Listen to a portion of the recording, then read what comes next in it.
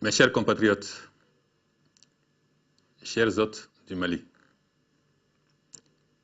en quelques heures, le Mali tout entier ira aux urnes pour le premier tour de l'élection présidentielle afin de désigner le troisième président de la Troisième République. Ce scrutin, est-il utile de le rappeler, n'a pu se tenir en avril 2012 à cause de la grave crise survenue dans notre pays. Une crise grave pour l'intégrité de notre territoire, grave pour les fondements de notre nation, grave pour notre processus démocratique, alors considéré comme un modèle en Afrique, et pour tout dire, grave pour l'existence, la liberté et la dignité du Mali. Depuis, vous le savez, nous vivons une situation exceptionnelle, un régime de transition. La volonté inébranlable du peuple malien à rester debout, ainsi que l'élan massif de solidarité dont nous avons bénéficié de la part de l'Afrique et de l'ensemble de la communauté internationale, nous ont permis de reconquérir notre intégrité territoriale et d'envisager le retour de la paix et de la stabilité dans notre pays, en particulier dans son septentrion éprouvé par de trop longs mois d'occupation. Maintenant, il s'agit pour nous d'amorcer notre retour à un ordre pleinement constitutionnel par l'organisation d'élections générales qui nous permettront de sortir de cette période de transition qui, somme toute, n'est qu'une transition et donc incapable par nature de prendre en charge les vrais problèmes qui ont en réalité déterminé la crise dans laquelle nous nous sommes trouvés plongés aussi rapidement. C'est pourquoi nous avons fixé des délais certes contraignants, mais des délais que nous pouvions tenir. Et cela, nous l'avons fait. Je le répète encore une fois, en toute liberté et en toute souveraineté. Personne, ni aucune organisation n'est intervenue à ce niveau. La CEDEAO, l'Union africaine, la France, l'ensemble de la communauté internationale ont décidé là encore d'accompagner et de soutenir le peuple malien afin de gagner ce pari aussi. L'élection présidentielle du 28 juillet est donc un événement vital, un événement historique. Elle est la manifestation de notre volonté de refonder notre processus démocratique. Et il s'agira pour le régime issu de cette élection, nous ne le dirons jamais assez, de travailler plus en profondeur sur les voies et moyens de bâtir un État plus solide, bien plus sûr, bien plus prévisible et, si je puis m'exprimer ainsi, bien mieux démocratique.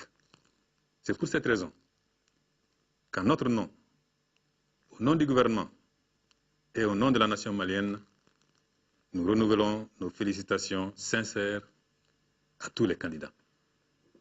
En effet, le premier magistrat du pays sera plus que stratégique pour cette refondation. Il en sera à la fois l'architecte et l'ouvrier, à la fois le ciment et la truelle. Les candidats ont une conscience aiguë de cet enjeu, nous en sommes sûrs, et ils méritent par conséquent le respect et la gratitude de nos concitoyennes et de nos concitoyens pour leur esprit patriotique. Car ils devinent mieux que quiconque les servitudes de la charge en se tournant de notre histoire. Ce sens profond de notre histoire actuelle, ils l'ont. Les défis qu'elle nous réserve, ils les mesurent. Les responsabilités qu'elles impliquent, ils se les sont déjà assignés, à en juger par la qualité du climat préélectoral qui a jusque-là prévalu.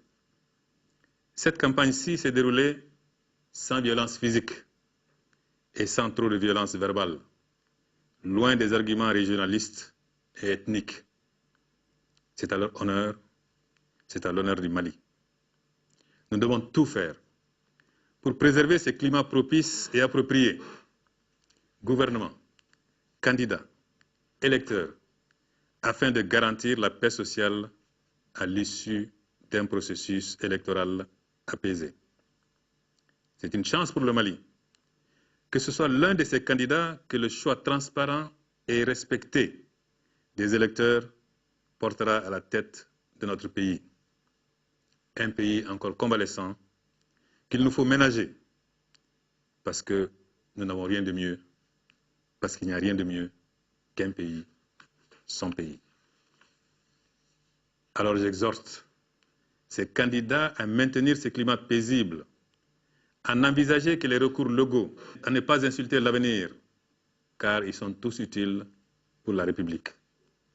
Je voudrais également exhorter les électeurs à sortir massivement, à se mobiliser comme jamais, dans un esprit de discipline et de responsabilité pour voter. L'État, pour sa part, est le garant d'élections régulières et crédibles. Il a la responsabilité d'assurer la sécurité des scrutins. Il l'assurera que personne ne s'y trompe. Aucun trouble de l'ordre public ne sera toléré. Mais que personne ne se trompe également ou ne cherche à semer le doute sur l'impartialité et l'équidistance de l'État par rapport aux candidats. Le président, le Premier ministre et les membres du gouvernement ont décidé de volonté délibérée de ne pas se présenter à cette élection présidentielle pour lui conférer le maximum de transparence et le maximum de crédibilité possible. Chacun et chacune d'entre nous votera en tant qu'électeur, en tant que simple électeur, pour le candidat qui l'aura convaincu à l'issue de la campagne électorale. Mais le président, le Premier ministre et le gouvernement n'ont pas de candidat en tant qu'institution. Et le président du Mali ou la présidente du Mali sera celui ou celle que les urnes auront désigné. Il n'y a pas de tripatouillage en cours, ni sur les cartes, ni sur les bulletins, ni sur autre chose. Il n'y a pas non plus de tripatouillage planifié par l'État. Il n'y aura pas de troisième ou de quatrième tour imputable à l'État. Nous vous en donnons l'assurance. Notre vœu et l'honneur retrouvé de notre démocratie, c'est qu'il y ait une compétition saine, des résultats acceptés parce que acceptables, et qu'au bout du processus, il y ait les félicitations de tous à celui ou celle que les urnes auront désigné pour être notre président, notre présidente à tous, le président ou la présidente d'un temps de refondation, de ressaisissement et de consolidation, donc le président d'un temps de mains qui resteront tendues à l'ensemble des compétences et des bonnes volontés de ce pays.